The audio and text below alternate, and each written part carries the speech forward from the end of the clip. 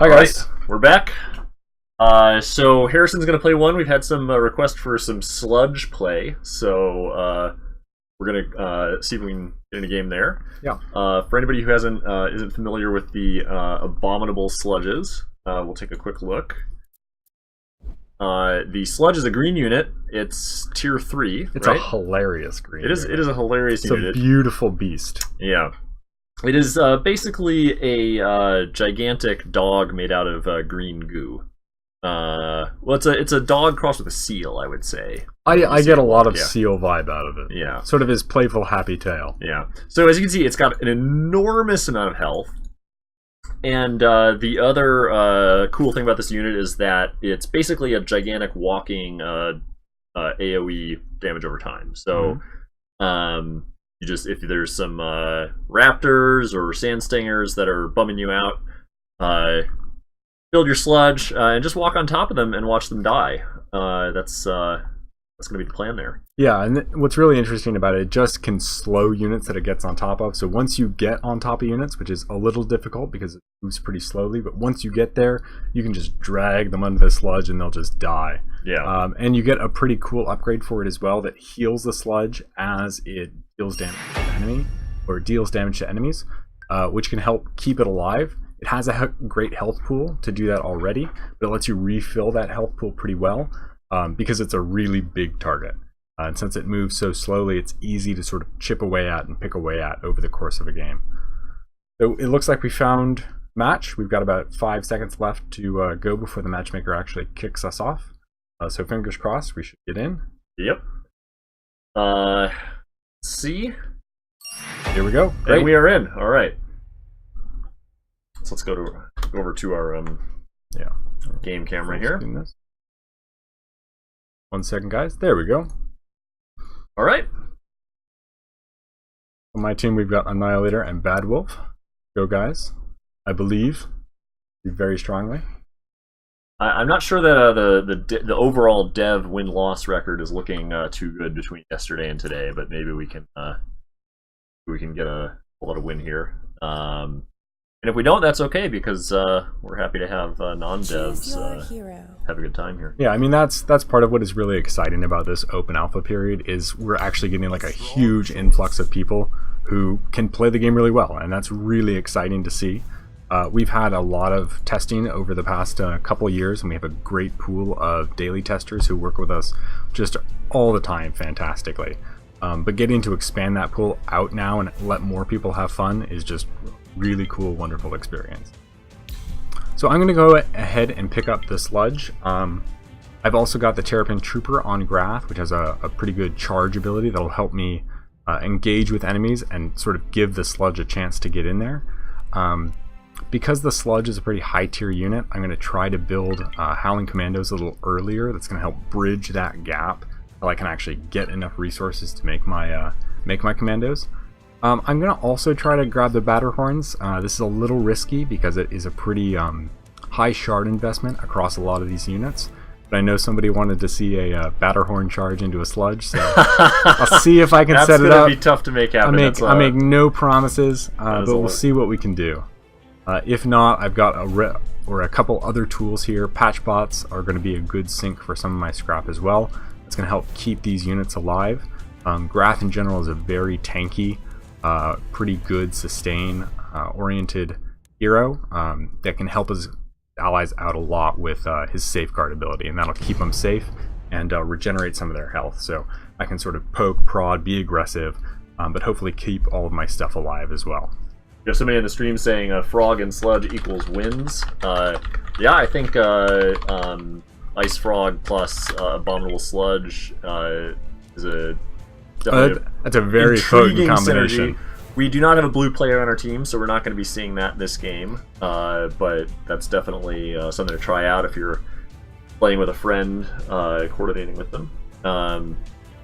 Yeah, I think still though, even without the sludges, we're going to have a nice front line here for our red and white teammates here. Terrapin troopers are going to make a nice little front line for the wisps and bitfires that we're going to. Yeah, Celesta in particular, this composition that Bad Wolf's gone with has a lot of very fragile units very early in the game. Those wisps can do a lot of damage, but they're very fragile. So either you need to control them very well, or have someone to stand in front of you to soak up some of those hits. Similarly, the purifiers that he's picking up can do a lot of damage. They're great if you emplace them well, but they're also vulnerable then. They can't move, and so if you have somebody to help zone people away from them to let them keep dealing damage over the course of the game, you're often in much better shape. So it looks like we're almost done. We've got a couple people still loading up here. We have a question. Engineer can repair structures. Yes, they also build an ion cannon siege. I don't know. I know Harrison picked the engineer here. I don't know what his plan with that was, but yeah, we can. Yeah. So part of this is that this composition is kind of slow. What I want to have is some other tool to help push the enemy. I can probably be pushing on one side of the map. But if I can get a lot of people sort of gathered up there and it takes a long time to kill me and I'm still able to retreat, if I have something else on the other side of the map that can push and do some damage, get something done. So I'm going to be trying to split off that engineer and do a little bit of work with it while I get stuff done in another region of the map. But as whoever it was pointed out, they also can repair structures. It turns out that one engineer can almost exactly cancel out the damage of another one. But that demands that you target it pretty closely and keep a good eye on it. So I'm going to start here at this easy camp. Grath is actually not the best at clearing these by himself until he gets his troopers, so I'm glad that Vex came over here to help me. I'm just going to pull this back a little bit. This guy has a pretty substantial stun that he can lay down if you don't break his shield. I'm pretty confident in breaking one of their shields at once. Breaking two is a little tricky, but now that we've got some more units, that's not going to be an issue. Now, I noticed you went with an early production slot purchase there in your core. Yep. Purchases down there. That's since finished, and the supply cap upgrade coming. Is that a common first purchase for you? For me, yeah. I like having more units earlier. I'm going to continue into supply here and get a couple more of those. What I want to have happen is I want to get a substantial body of units very early. I can keep them alive pretty well, but I want to get more units on my opponent, use them to get resources in here, and then hopefully use it to take a good fight around the Titan around minute 4. Now, do you ever find yourself getting energy starved going production slot first? I don't typically. I try to be very energy efficient with my units and try not to lose them. That being said, I'm dropping some macro here. Let me pick that back up. It's hard to talk in macro at the same time. It is. At a disadvantage here. Yeah, the stream anxiety is real, but we'll try to do our best. I'm doing a little bit of something unsafe. I'm poking a little close to this tower. I haven't seen any of my enemies yet on this side of the map, which is a little concerning. Usually there would be people here farming, so that means they're somewhere else. I saw somebody up here. I actually saw 2 people in the middle there. So. Great. Well, so that is why I laid down this ward here. We're going to be able to see them coming. And in this case, it is Bela, and I should be able to get a little bit of a stun down here, a good surround. And because of the way, the very physical pathing in our game, it lets me pull off traps like that a lot better if you can micro efficiently. So I got the hero out of that. I didn't get anything else, but it also didn't cost me anything. You saw them start to focus down one of my units, but I could hit safeguard pretty quickly. That saved that unit, and that's why we don't bleed out a lot of supply early in the game. So I can do things like going for more production slots and more supply. I'm going to go ahead and start teching up to Tech 2. Actually, yeah, we'll go ahead and do that. I'm running a little bit out of room in my supply cap, so it's going to be a little hard for me to just keep building units. I could choose to get upgrades instead. Sometimes I do that, but I want to get closer to that sludge earlier and earlier. Or push the sludge earlier into the game. And I need to get to a pretty high tech level to do that. We have a question on the stream. What's up with the mini-map on the right? Are these LOL casuals or something? I don't know, Harrison. Do you play a lot of League? I do not. I actually play a lot more StarCraft than I play League, but I play more Atlas than both of them. And this is the default, so I just didn't change it. And you know what? You can actually get pretty used to anything if you just play with it. It just takes experience and practice, and so I just do this now. Yeah, and it doesn't bug me. For me, I switched. So I played a lot of StarCraft as well, and at first it was a little weird having the minimap on that side, but every map that we've tested has had the bases sort of in upper right and lower left. And so when you're with the bases in that direction, you end up doing more movement along that diagonal than the other diagonal, and so it's kind of nice not to have your mouse drift into the mini map, and you end up clicking on the mini map instead of the world, and then your units go in a direction that you didn't expect. So there's reasons to play mini map on this side, even if you're a hardcore StarCraft player. But pick whichever side you like. Oh, he managed to pick off one of my guys there before Safeguard came back off cooldown. So I'm trying to start some of that transition into my Howling Commandos here. They have a pretty good splash attack, which if I can ever get close to the Wisp or the Raptors here, are going to do a lot of damage. Pick off another couple. They were extended a little far. Want to just threaten with that so I can try to keep this one that's low on health alive. I'm going to start transitioning now and try to pick up some more units, keep the ones I have alive, and finish off this Titan so we can get a good strong push with it. Now we had somebody in the game client chat asking about Vela and how people counter Vela early game, how they avoid getting kited.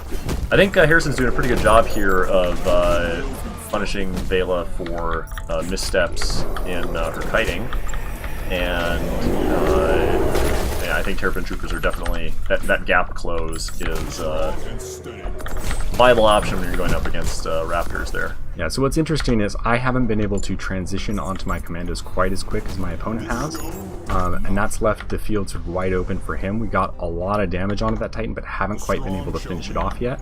And since all of my stuff while alive was so low, I had to come back and heal some of those units up. Fortunately now I can get them back on the field and try to pick off some of my opponent's stuff here. I'm going to try to micro some of these guys so that I can keep my stuff alive and get some damage done on him. If I can trap these units, that would be excellent. I want to try to get him, over there, and box those in. That's a pretty big investment for him in terms of his shards. I didn't lose any of the shard units that I built so far, so that's going to let me push some of these, or some of my scrap that I still have, into upgrades instead. Now I noticed you're letting your Titan walk in unescorted. Are you just sort of writing that one off? Oh, looks like your teammates are falling in behind it, though. Exactly. I really don't like just leaving it there. I think it's pretty good to get some of the damage onto the towers with. It tanks a lot of their damage and gives you this defensive buff, which really helps. Because I was the front line for that fight, I took a lot of damage, and my allies didn't, so they still were available to push with the Titan there. If I tried to do it, it was going to be really easy for me to lose a lot of stuff. I've overextended just a little bit, and I'm starting to lose stuff already. So you want to balance sort of continuing to push with it, keeping your team together, but also not just sort of losing resources that you could have kept alive. So this is going to be a little messy here. I think we should build some more troopers to try to be able to keep getting on top of these raptors. The big Howling Commandos here with their splash attack are quite good, but they're quite short range until I can get the upgrade here called Brash Monkey. I'll try to go into that soon to be able to pick those up. In the meantime, I just want to keep what I have alive, try to get some more farm down here. The medium camps have spawned just now, or excuse me, about 40 seconds ago actually. Since my allies here, I'm going to try to start picking these up. Want to kill these ones that have activated their shield. That is what stuns me if I don't break it, but deals a significant amount of damage to the critter if I do. So we got both of those. That pretty much kills each of them. That's great. We got that one. They probably have already taken this one down here, but we should go check it and see if it is still there. But once again, my units are pretty damaged and I need to heal them up, and it looks like they're already there.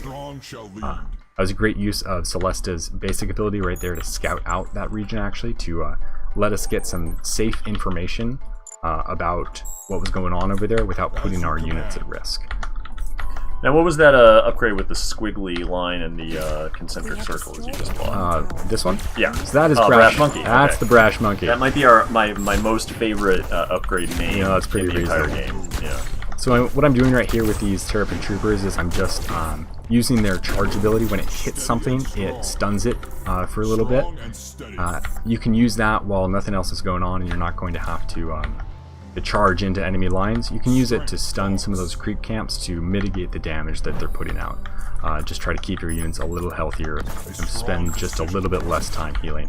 So it looked initially like I was going to be able to charge in there, but they have more units than I thought, so we need to back off. Thought I was going to be able to protect that guy from the snipe, but it looks like no. They've got, I think, everyone up here, so my teammates are moving to the side lanes. It's unlikely that the enemy is going to come in and pressure our base with these 2 towers down, so they're just choosing to go get some more farm, get some more bioshards up, and that's going to help get us ahead in this game, because we're going to have more heavy units. So I just pinged our base. I didn't really mean to do that. I hope my allies don't think that they should come back here. They're doing great. So I'm just going to try to grab some of these camps here. One of the things that grabbing these camps does for me is that even if I didn't need the bioshards, these camps have energy associated with them too. That energy lets me avoid building energy from my main base and instead focus on building supply and bioshards. Ooh, it looks like our enemy is getting a little adventurous here, trying to take down this tower. Now, are you starting to save up a room in your army for your sludge? Or oh wait, I guess you just not quite yet. Okay. I don't think we're quite ready to get there. It's going to be interesting and exciting when we can, but we need a little more time till we get to that point. And so I want to just make sure that, like, around the next Titan fight, we're in very good shape to win it effectively and convincingly. And I could try to sort of keep some supply open for that. I would rather just make sure that we're in great shape, or I'll just lose everything. That looked like a tight spot to me. I wasn't. That's what's going to give me my supply cap back here. Oh boy. Okay. Yeah, I'll just lose everything. That's how we do. So I unfortunately need to rebuild some commandos here. It would be nice to use that as a good supply call or a supply point to transition to, but I don't have the tech level 3 upgrade yet that I need to get the sludges. So the next set of shards that I have, I'll try to pump into there, but I also want to keep my upgrades sort of flowing and be able to get more of those. See, this is what I was talking about. Now I'm low on forces for this Titan fight. I'm still in the middle of reinforcing. So I don't quite have as many forces as I'd like. Fortunately, my ally is actually doing a great job of splitting up some units and getting some damage down in their base when they were all down here killing me. Yeah, and I'm not sure if we can see if we pan up a little whether they're engaging. Oh, there they are. I see them now. They're definitely engaging their fight. And looked like they were going to let us go uncontested for a second there, but not now. So I need to grab some more units here. I've got a big flood of reinforcements coming, but I need them to get out on the field before I really want to take a fight here.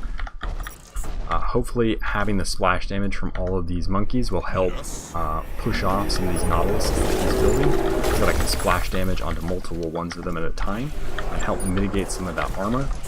I don't know if that's going to work out or not. We'll see. All right, we got a good new. Oh, so we can body block him there. Yeah, Oh, so that's exactly what I wanted to do. That was great. I saw my ally laid that down. By itself, that's pretty hard to land. You saw the Grath player tried to actually advance into me to get out of the way because he didn't think he'd be able to go backwards fast enough. I realized what he was trying to do and stepped up and body blocked him, just put my units in front of his so he couldn't run away. Or run into my team rather, and that made it so that we could get a huge Celestial down and kill a lot of his stuff. I think that looks to me like it's gonna let us take this Titan here. I don't see how they're gonna get in there, catch up to us at this point. I don't think so. I think we're doing great. And they may have written it off to go farm instead. I noticed they've got medium camps up. Yeah, they have some in their base. They're up. Let me see if I can protect that unit right there. So now we need to get some more bioshards. It's about minute 14, so I'm gonna ask my allies to start heading up here. because this hard camp is going to spawn really quick. Oh, I actually have hung them out to dry. I need to hurry up and get back in position. Okay, this could work out well though. You're coming right in behind where they're. I've got a pretty good flank going on. I need to. So I popped Grath's ult, which does a lot of damage. It also gives him huge resistances and an AoE attack. So I'm trying to shove them from the back here. Trying to keep my units alive while I do so. That is Hydros' ult, which makes his units invulnerable. Not invulnerable. They can take damage, but they cannot die. Exactly, yes. So you can get them all down to 1 hit point, but none of them will die until the end of the ult. And I believe when the ult expires, they do get a burst of healing. So that is that correct? Yes, they do. Or is that a higher level ult? I believe that we may have changed it a little bit. It used to be about 30% healing. I just need to make sure that Grath doesn't get trapped here, like I was trying to trap people earlier. This Titan got a lot of work done while I was trying to keep my units alive. My composition right now is not fantastic. I actually have been bleeding out more energy than I usually like to. I'm going to cancel some of my Bioshard purchases and try to get more energy so I can make sure that I stay with on a lot of units. Now we do have an opportunity here to start our tech level 3 upgrade. Is that? Yeah, so that is exactly what we want to do. All right. We're going to do that, and we're going to use our remaining energy to just buy tier 1s. Hopefully we'll be able to take this hard camp. It's going to be really hard by myself though. I don't have a whole lot of things that shoot up. I have the 2 commandos here. They're kind of the best I got. I built these healers when I thought we had more of an army to work with. I sacrificed that, unfortunately. So I think you're going to have a healthy small army there. We'll have a healthy army. That's good. That's healthy. Now, Milia, one of our all-star playtesters for the past 3 or 6 months, has clarified the Hydros ultimate. It means that the units cannot go below 30%, so they don't get the healing burst at the end. It just they have a minimum on their HP. And at level 20, they don't go below 40%. So I tried to get some work done with this this engineer here. They fortunately spotted it when or fortunately for them, I should say, spotted it when the area circle went down. They saw that, and they moved in and picked off my engineer before I could move away with it. Actually, before the ion cannon could even complete. I need to try to finish this off and support my allies here. I've used Grath's ultimate ability, and I'm trying to just keep him at the forefront. As I do this, I'm trying to keep my healers back here so they can heal my army, heal Grath, while doing a lot of damage to their enemy. Yeah, this howling commando concave there seems to be paying off a lot. I think you've taken like 6 or 7 scuttle guards at this point. Yeah, it's pretty good. My allies can lay down another ultimate here. Now that was great because the Hydros blocked off Hydros' line of retreat for several seconds there. Yeah, we need to be pretty careful here. Yeah. My hero's dead. If I can pick off some of these, I can do a lot of damage with my AoE units. I'll lose a couple guys to the snipes here, but I want to start moving on to sludges. So I can get a couple out now. I think I actually want to try to grab a Batterhorn instead. Having 2 sludges out at the same time is pretty good, but can also be pretty limiting. You feel really slow when that's sort of all of the units that you have. So I'm going to do that. I'm also going to grab some more tier 1s, and that's going to help me engage on enemies and let that sludge get into range. Once it gets into range, it's really great, but it's pretty hard to get to that point without a lot of planning. So ideally we would take this medium camp here. We're going to need to finish it fast because our enemy is down here and we sort of know that. But if he's by himself, he's probably not going to get a lot done really fast. So we're just going to try to clear these as quick as we can, get some resources off the map. That's going to give us some more energy and some more supply, or some more energy and some more fire shards. I'm pretty much maxed right now, so I'm going to start working, and I've got a good energy bank here. I'm going to start working on some more bioshards again and try to get some more upgrades. In particular, since I have these medics out and I want to try to keep them and the rest of my army alive, I'm going to try to get trying to get up to 100 bioshards. Now, I just noticed on the mini-map, all 3 heroes are down on the other side of the map. They just killed your teammate, but... So my teammate probably shouldn't have extended that far, but that actually is interesting because it gives us a lot of information. This is good and bad. in that we can probably take this hard camp up here. I don't think they're going to be able to get here. They definitely can't get here. What they could do, if they realize where we are, is this section is pretty undefended right now. It's going to take us a long time to get back there. Looks to me like they're going for the Titan. I think they're just going for the Titan. Yeah. Fortunately, my resupply is here and can come out, and we'll start trying to pressure this. They were still rotating from the other side, so they haven't gotten a lot of damage done yet, and we're ready to move in. Can you put sludge in the neutral Vespid carrier? Yeah. I believe you can. Yeah, you could sludge drop. Now, one of the things I haven't seen so far during any of the streams we've done is dredge caller dropping, which is something we've seen a lot of in the pre-alpha playtest group. People loading up the Vespid carrier with dredge callers. They're very immobile units that do a ton of AoE damage. Alright, so I think our first sludge is on its way out. Oh, we got the protection on it.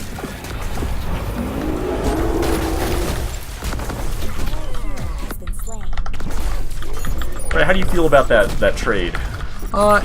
You know, not great, to be honest. I tried to land the combo that we were talking about earlier, the Batterhorn into Sludge, and it worked kind of okay. I got a lot of the units pushed off, but we didn't have a great follow-up to that, unfortunately. So I'm going to build another couple Sludges, but what I think they really need is some more defensive upgrades to keep them alive for quite a while. Do we have the healing upgrade for the Oosmosis? Okay. Oosmosis, so I'm picking that up right now. Hopefully I can get back in time to help my allies here. If nothing else, I've got this Batterhorn, which does quite a bit of damage and can help push people into things pretty well. Like this, they're kind of forced to retreat while I'm up here with it. That makes it hard to be in the same place. I just micro it out of the lines of those snipes there, and then charge and get on top of them. Just try to keep them zoned off for now. Now that's interesting. We got the Zephyr versus Batterhorn play there. Both units that push other units around. That's pretty funny, yeah. So unfortunately, these Nautiluses are being quite a bit of a pain. My Batterhorn can do a lot of damage to them, but the plate makes it so you have to sort of get through that before you actually get any damage. And I'm not really able to do that in a great way right now with the composition that I have. I see we've got a bunch of conduits on the field. We have a bunch of Zephyrs. So those are all Zephyrs. My mistake. That's a lot of Zephyrs. I haven't seen mass Zephyr play. In fact, I wouldn't even have guessed that the unit cap on Zephyrs was that high. This is a Jordan build. I'm going to say it affectionately. All right. It is interesting in that the Zephyr is actually a really cool unit. It can push units around, and we actually may see a pretty amusing interaction between these sludges. I would say if I was up against sludges, Zephyrs would be probably the #1 unit that I would want to have in my pocket. I think that's probably true.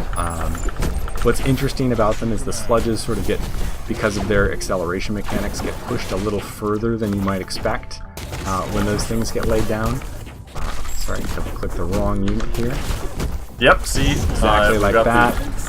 This is actually a pretty weird, hard counter to this build. Do you know where the sludges are? Oh, there they are. I think we actually have a bug in our physics right now where the heavier the unit, the more effective the Zephyrs are on them. So, I don't know if you guys were watching, but the Zephyrs just pretty much shot the sludges across the map there.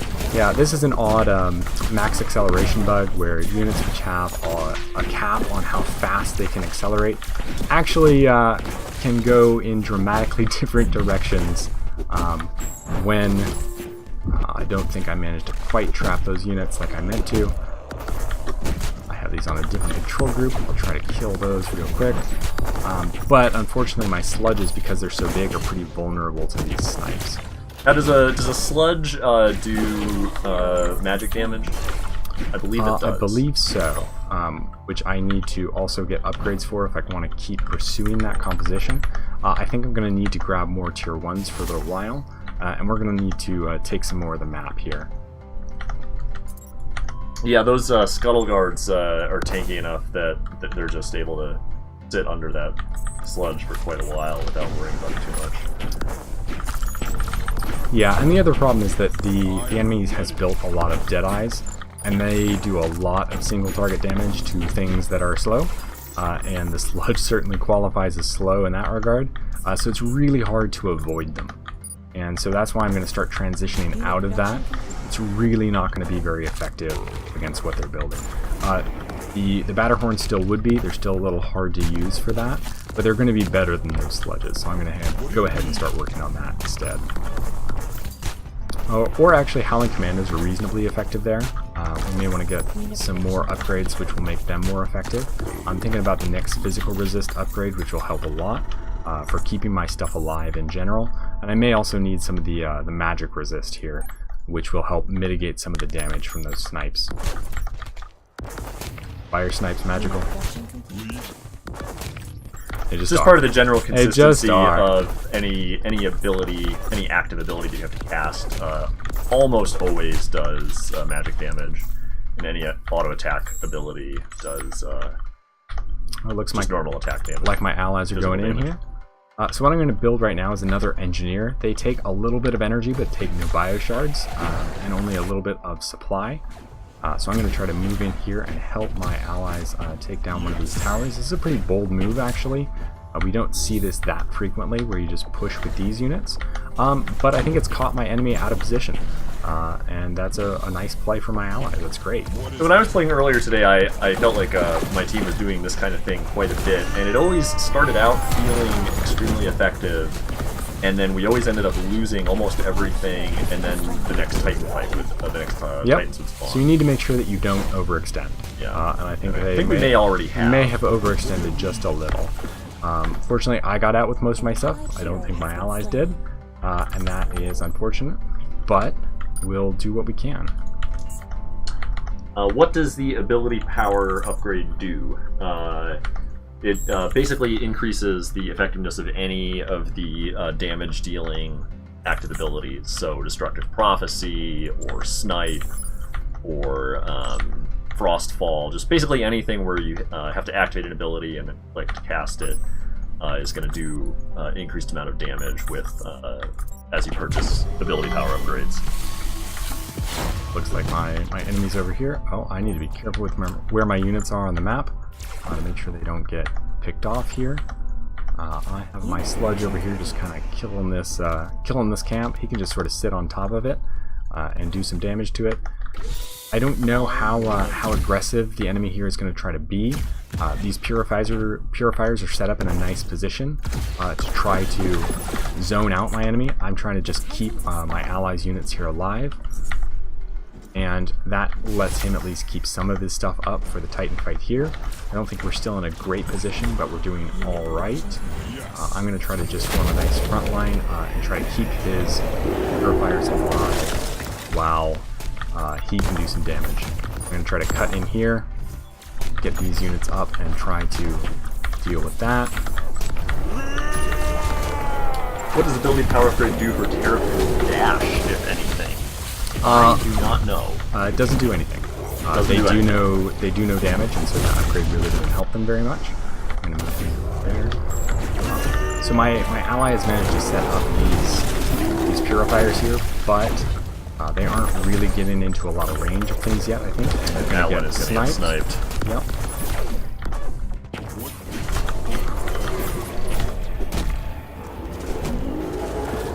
Unfortunately, a lot of our stuff is dead, and that's bad. My engineer is up, but now it's really not a great time to use him. We'll try to pump some more of our resources into Howling Commandos. With the amount of snipes coming out, it's hard to run some melee units in. It's hard to get some damage with them. I'm just sort of sitting over here with this sludge, trying to kill these guys slowly, since it's going to be hard for me to use him against those Deadeyes. And hopefully I'll just get some resources on the map. It doesn't look like it's being real efficient, though, without any ability power upgrades.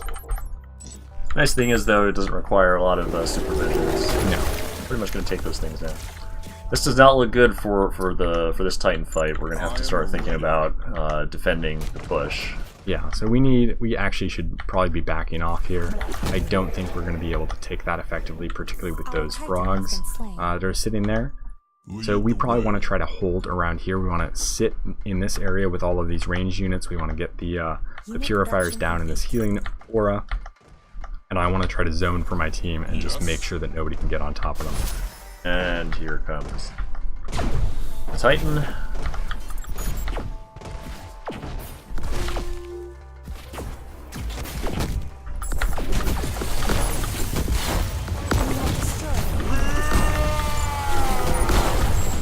So unfortunately, they've got, I think, some more upgrades on their Howling Commandos than I do, which makes them a little able to take this trade a little more efficiently than I can. Plus with the Titan buff, which you can see indicated by the yellow circles underneath the units, the Scuttle Guards are just taking no damage from the Howling Commandos there, unfortunately. If we hold this, I can get a little bit of work done with that. I'm going to try to get the sludge on top of here, but... Yeah. And he's in the middle of the map. Oh, man. It's unfortunate we've known about that bug for a while and just hasn't been at the top of the... it's at the top of no list to fix, yeah, sadly. Yeah, the priority just went up.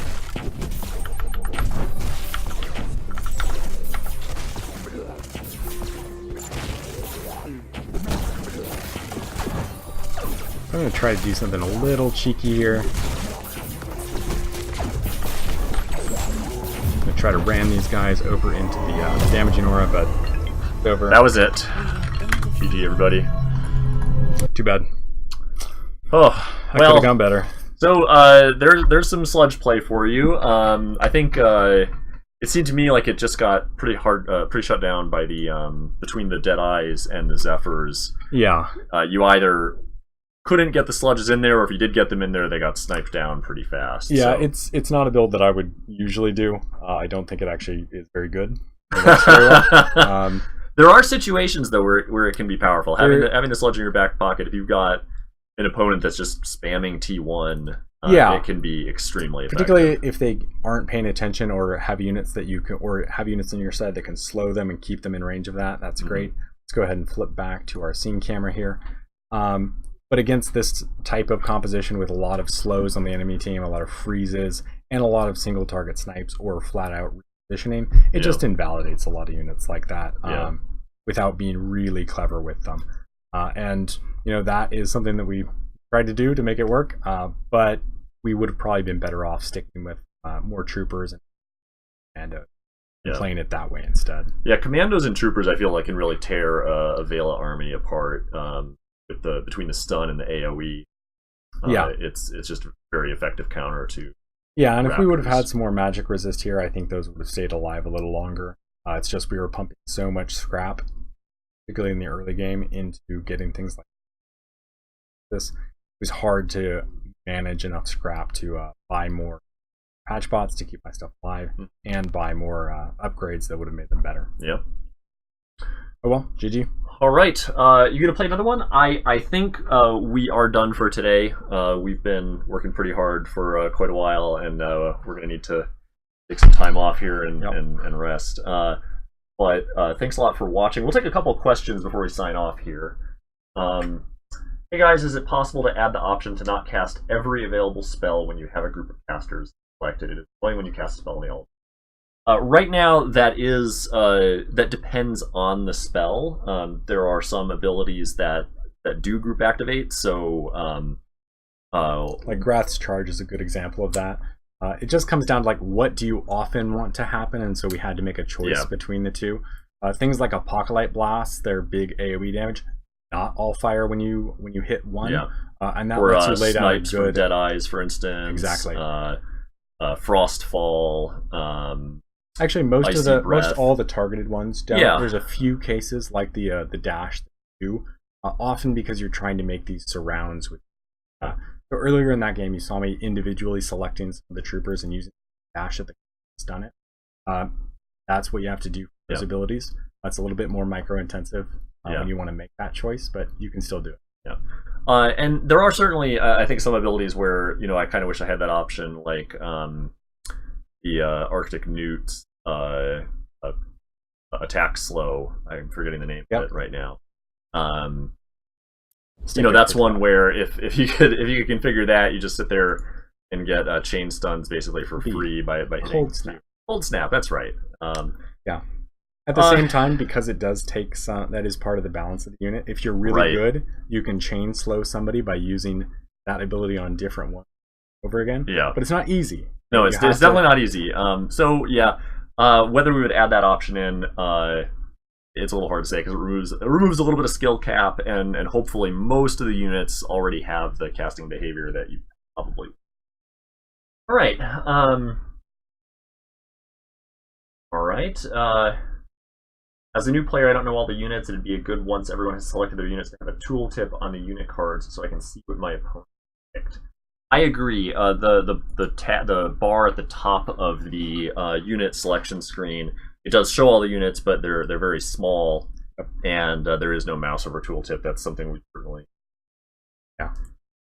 Any chance to be able to zoom out? You can zoom out during replays.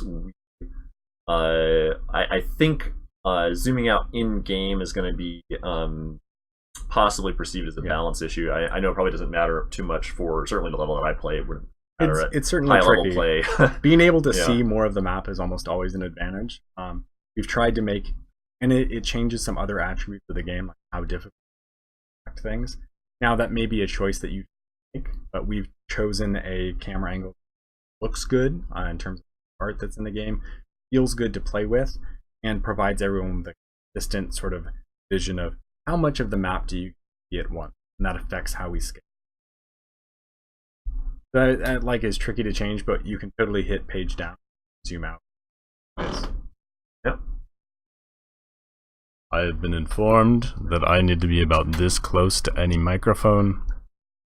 I'm sorry. All right. Okay. I think we're gonna wrap up for today. Let me just tell you guys a little bit about what to expect over the next week or so. I think we're probably going to come back at some point during the week with some more dev stream. We're not going to be doing it every day because we actually have to go and improve the game, and that takes a lot. We do have to effort. work sometime. Yeah. Yeah. So I think we'll be back later in the week with more commentary, maybe some more high level play. We can hopefully get Bobby in here streaming again. He's sort of the local master. He's the best. Try hard is what some people would say, but not me. Not you. Obviously. I wouldn't say that. You would never label him that. Some people might use the word try hard. Bobby is excellent, but he tries hard and he succeeds. So that puts him above other people who might try hard, I suppose. All right, yeah. So we'll be back. And also in the coming week, during the week, we're going to have limited PvP windows. And the reason for this is we just want to make sure that people aren't showing up and queuing and getting frustrated with long queue times. So if we go and look at the client here, you can see up here it says PvP is open. At the end of the weekend, that's going to change to a countdown that tells you how long it's going to be until the next PvP window, and the schedule is posted right here. The purpose for this is, right now we do have a somewhat limited player base, and we just want to make sure everybody's showing up at the same time, queuing at the same time, and not getting frustrated with long queue times. Now, as soon as we have enough people to be able to support 24/7 play, we're going to be open 24/7. Yeah, I mean, we want to do that as soon as possible. If you click on that link, I'm not sure it'll work for us right now. Else on stream here. Oh, it will. Cool. Yeah, there we go. I wrote up a little blurb on our decisions behind this and sort of a deeper motivation for why and how. But I mean, the long and short of it is it gives us less waiting times for people. We know waiting is frustrating, and we don't want people to feel like we're wasting time. And when more people are in the queue at once, it lets us better matches. It's much more fun to play our game. We have a tight, competitive match, balanced team. And if there's just like only 6 people in the queue at once, we would try to make a match, but it's probably not always going to be a great. We really want people to have a great experience consistently. Yep. And actually, on that exact topic, we have somebody in the chat here saying that they've been bumped from several matches because we've been unable to find a balanced match. It certainly is unfortunate that that's the third time in a row that that's happened. We're always trying to trade off one thing against another as far as the matchmaking algorithms go. And it definitely is a trade-off. I mean, it's like there's a certain point where you kind of just want to get into a match and try it and get going. But we also don't want that either you walking over somebody else, which might feel great for you, but feels often pretty bad for the other team. Yeah. And we don't want you to just get walked over and shut down either. We want to have the match be competitive and feel tight and good, and that's where game really shines. Yeah, and I will say, Jornar, if you're watching, hang in there. The queue right now has a lot of people at about your MMR level, so I think you've got a pretty good chance of getting in the next match. And chances are, I suppose he's not listening, and I'm talking to a lot of people who aren't interested in this. But all right, so keep playing a lot. Invite your friends. Like we said, the more player density we can get, the sooner we can open 24/7 during the week as well. We will be back 24/7 next weekend as well. Mm-hmm. So play lots, give us a lot of feedback, let us know what you think. And just to stress, tomorrow will be all-day PvP as well. Yes, tomorrow is all-day Saturday, PvP. Yeah, we are only halfway through the weekend, so we have a full day of 24/7 PvP ahead of us. And Monday we are going to return to limited PvP windows, and but hopefully that doesn't last for very long. I really want that to be done as soon as possible. Yeah, and we're seeing a pretty good turnout. So just keep it up, and we'll be able to open up 24/7 as soon as possible. I mean, the more people that we can see play, the more people we can see having fun. That will just give us more confidence to flip that. Say, yep, it's open all the time. Yep. All right. So thanks a lot for watching, everybody, and we'll keep watching the Twitter and the YouTube channel. We'll be trying to get some new content out this week, and have fun with it. All right, thanks, guys. Thanks a lot.